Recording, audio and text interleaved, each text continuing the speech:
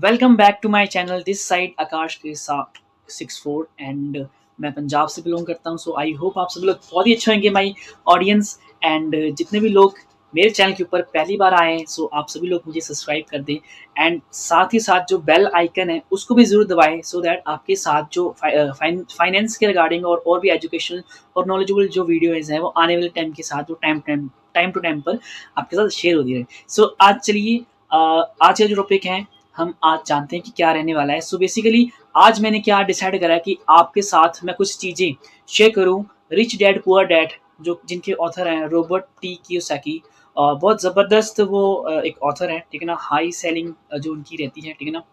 तो आप सबने हो सकता है कि उस वीडियो को उस बुक को वीडियो के ग्राफिक है ना, वीडियो के थ्रू या ऑडियो बुक के थ्रू आपने सुना हो, काफ़ी सारी चीज़ें उनसे सीखी हो, ठीक है। बट जिन लोगों ने उनसे उस बुक को अभी तक नहीं सुना है, नहीं देखा है, नहीं समझा है या नहीं पढ़ा है, ठीक है, तो उनके लिए कुछ जो हाईलाइट्स पॉइंट हैं वो मैं आपके साथ शेयर करूँगा। जो भी मैंने कुछ चीज़ें अंडरस्टैंड करी हैं, ठीक है, मैंने कुछ नोट्स बनाए हैं साइड बाय साइड, तो मैं उससे देखकर आपको कुछ जो चीज़ें हैं वो शेयर करूँगा, ठीक है। सो आई होप आप उन नोट्स में से कुछ, अगर आपने एक पॉइंट का भी बेनिफिट ले लिया तो मैं समझूंगा कि मेरी इस वीडियो बनाने का जो मकसद है, मेरा जो मेहनत है वो सफल होगी। सो चलिए शुरू करते हैं आज की video. So first of all अगर हम बात करें, ठीक है ना, सबसे पहले उन्होंने इस बात के ऊपर जोर दिया है कि एक मॉडल जो है जहाँ पर पूरी दुनिया जो है पैसे के लिए काम करती है, उन उन सारे मेथड्स को सर ने रॉबर्ट सर ने क्या कर दिया, कैटेगराइज कर दिया, जहाँ पर उन्होंने 4 पॉइंट्स बताए जिसको हम बोलते हैं जी ESBI model. For example E जो स्टैंड करता है एम्प्लॉयज, यानी कि जो पर्सन जॉब पर जाते हैं, जो अपने टाइम के बदले इनकम को है ना वो ट्रेड करते हैं। वो मेंशन आया था कि हम अक्सर जो हम अपने पेरेंट्स देख सकते हैं, जो बंदे जो जॉब करते हैं, ठीक है। आप में से बहुत सारी मेरी ऑडियंस हो सकती है जो जॉब करती है, तो आप कौन सी कैटेगरी के अंदर आते हैं। आप जैसे इसमें बताता रहूँगा वैसे आप अपने आप को देखना कि मैं कौन सी कैटेगरी से बिलोंग करता हूँ या मैं कौन सी कैटेगरी से बिलोंग करती हूँ। नेक्स्ट आ जाता है जी एस, है ना। S stand for self employed, जो पर्सन खुद के लिए काम करते हैं, उनका कोई ना बॉस होता है ना, ठीक है ना, ना उनका कोई अंडर में कोई बॉस होता है, राइट। वो खुद के लिए काम करते हैं। फॉर एग्जाम्पल जैसे लॉयर हो गया, किराने वाले शॉपकीपर्स हो गए, है ना।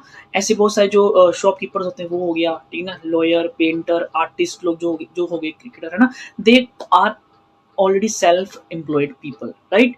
तो उसके बाद ये होती है जी एक्टिव इनकम सोर्स के ऊपर, है ना। दो तरीके की इनकम सोर्स होती है जी, एक्टिव इनकम सोर्स और पैसिव इनकम सोर्स। साथ में साथ आप इसके नोट्स भी बना सकते हैं। हो सकता है ये वीडियो थोड़ी सी लंबी चल जाए क्योंकि मैं कुछ चीज़ें जो आपके साथ शेयर करने जा रहा हूँ इस वीडियो के अंदर। एंड नेक्स्ट अगर हम बात करें, ठीक है ना, नेक्स्ट होती है जी passive income source. Passive income source के अंदर ये 2 पॉइंट्स आते हैं जिसको हम बोलते हैं जी बी और आई। बी स्टैंड्स फॉर बिजनेस, जो पर्सन अपने बिजनेस स्टैंड करते हैं। फॉर एग्जांपल अपने टाइम को लीवरेज करना, ठीक है ना, अपने टाइम को मल्टीप्लाई करना, दैट्स कॉल्ड बिजनेस। एंड उसके बाद आपके पास जब आपके पास पैसा आता है तो आप नॉलेज लेकर, एजुकेशन प्रॉपर लेकर इन्वेस्टमेंट्स करते हो, ठीक है ना। प्रॉपर्टीज के ऊपर कर सकते हो, गोल्ड के ऊपर कर सकते हो, ठीक है ना, म्यूचुअल फंड्स, बिटकॉइंस और डिजिटल करेंसीज के ऊपर आप नॉलेज लेने के बाद प्रॉपर, है ना, एक्सपर्ट्स के साथ अंडरस्टैंडिंग करने के बाद जब आप करते हो तो आपके पास काफी अच्छा रिटर्न्स आता है। बात हम बात करते हैं जी एसेट्स वर्सेस लाइबिलिटीज। इसके ऊपर भी रॉबर्ट सर ने काफी ज्यादा उन्होंने बताया है, ठीक है, कि जो एक एवरेज, है ना, लोग होते हैं जिनके पास फाइनेंस के रिगार्डिंग कोई नॉलेज नहीं होती है, वो क्यों ज़्यादा डेब्ट के अंदर, कर्जे के अंदर ज़्यादा रहते हैं, क्योंकि हमारे पास इतनी फाइनेंस की नॉलेज नहीं होती है। तो मेरा मकसद ये है कि जितनी नॉलेज मैं थोड़ी बहुत भी ले पा रहा हूँ, ठीक है ना, वो नॉलेज मैं अपने भाई बहन के साथ जो है ना थ्रू दिस मीडियम यूट्यूब के जरिए मैं आप सबके साथ शेयर करता हूँ, ठीक है। सो बैकग्राउंड के ऊपर किसी ने नहीं जाना है, जो नॉलेज मैं शेयर करने जा रहा हूँ उसको आप अंडरस्टैंडिंग करने की कोशिश करें ताकि आप भी जो है, आपका जो माइंड है वो फाइनेंस के रिगार्डिंग थोड़ा सा अवेयर हो और जो विजन है थोड़ा और बढ़ाओ। सो सेकंड पॉइंट के ऊपर चलते हैं जी, एसेट्स वर्सेस लाइबिलिटीज।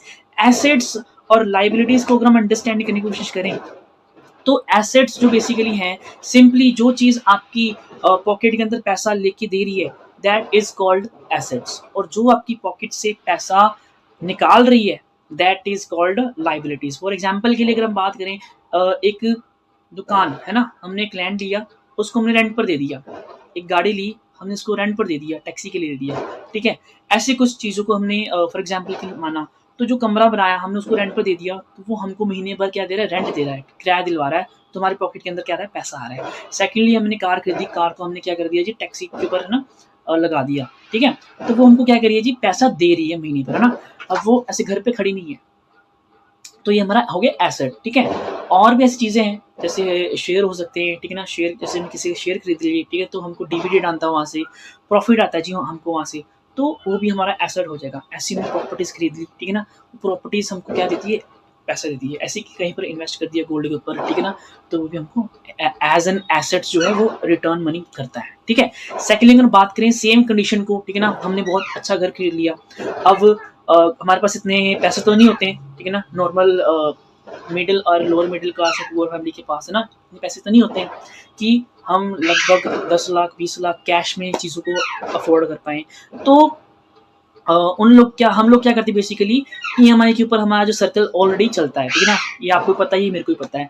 सो कुछ बैकग्राउंड नॉइस अगर आपको आ रही हो तो उसके लिए मुझे क्षमा है, मैं खेद, ठीक है ना, असुविधा के लिए मैं खेद चाहता हूँ। कि जो लाइबिलिटीज़ हैं, फॉर एग्जांपल के लिए अगर लाइबिलिटी की बात करें, हमने घर लिया, घर हमसे पैसा निकलवा रहा है, हर मंथ ईएमआई जा रही है उसकी, ठीक है ना, किस्त जा रही है, और हमने नई गाड़ी ली, ठीक है ना, नई कार ली, ठीक है ना, तो वो भी हमसे क्या लेगी, जब घर पे तो रखने ही नहीं वाले हम उसको, है ना, तो क्या करेंगे जी, उसका तेल लगेगा, वो जाएगी, ठीक है ना, तो वो हमसे बेसिकली पैसे निकलवा रही है, तो वो हमारी लाइबिलिटीज़ होगी, राइट।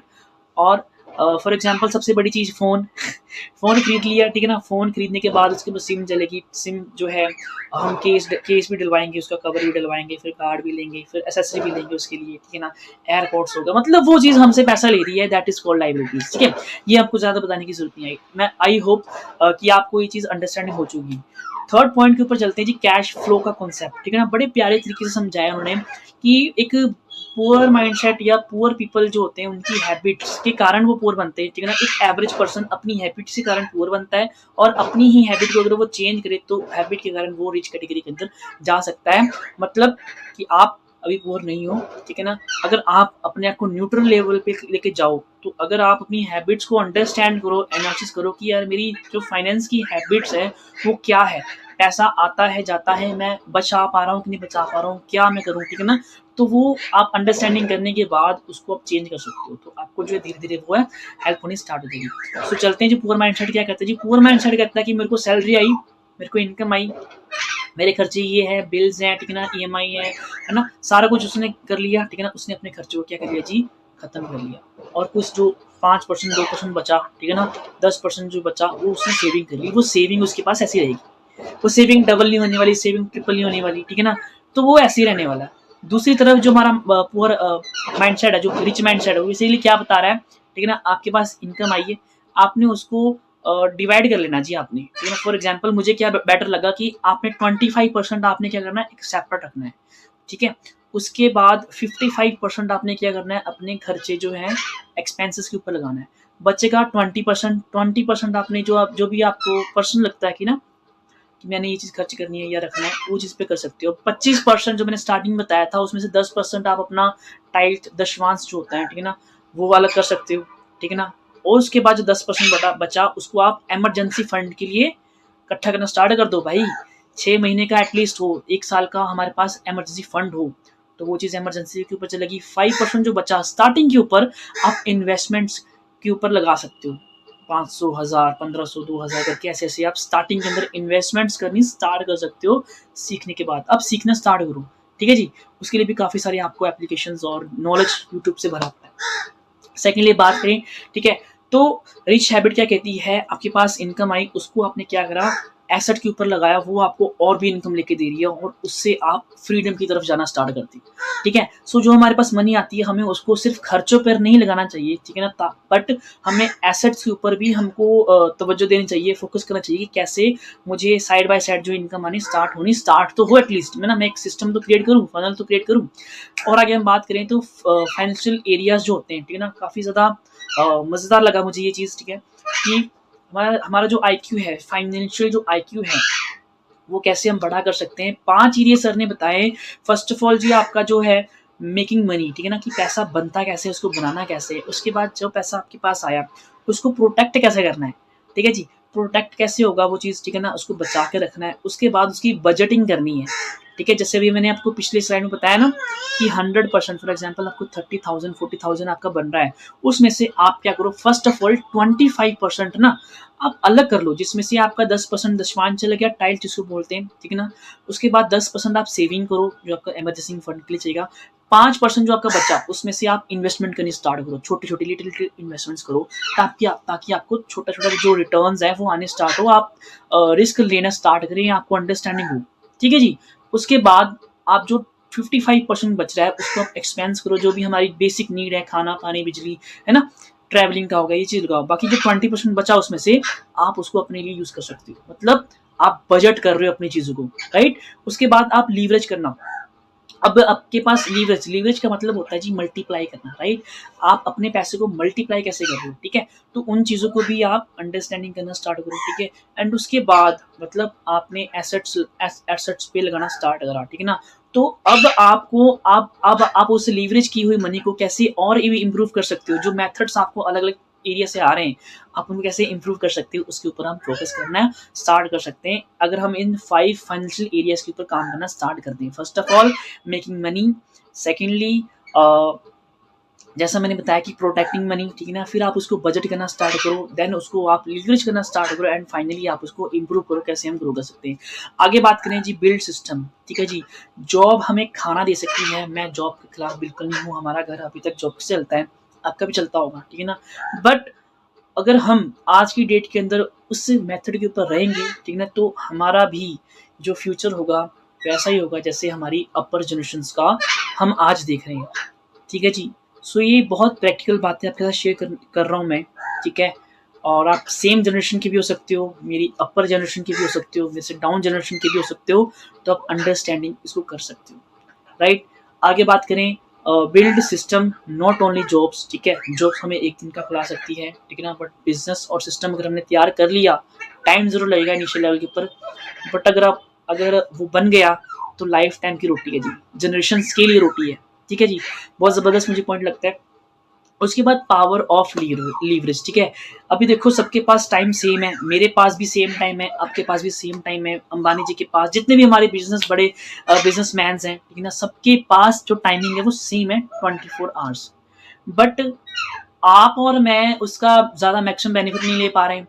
जितने भी बिजनेसमैन हैं, ठीक है ना, जो डेफिनेटली गरीबी से उठकर आए, है ना, वो क्यों उसका बेनिफिट ले पाया, क्योंकि उन्होंने टाइम को लीवरेज करने की जो पावर है उसको अंडरस्टैंडिंग करा, कि अगर मैं अपने टाइम को लीवरेज करूंगा, मैंने जैसे पहले बताया था मल्टीप्लाई करूंगा, तो वो कैसे मुझे हेल्प कर सकता है in a long term, right.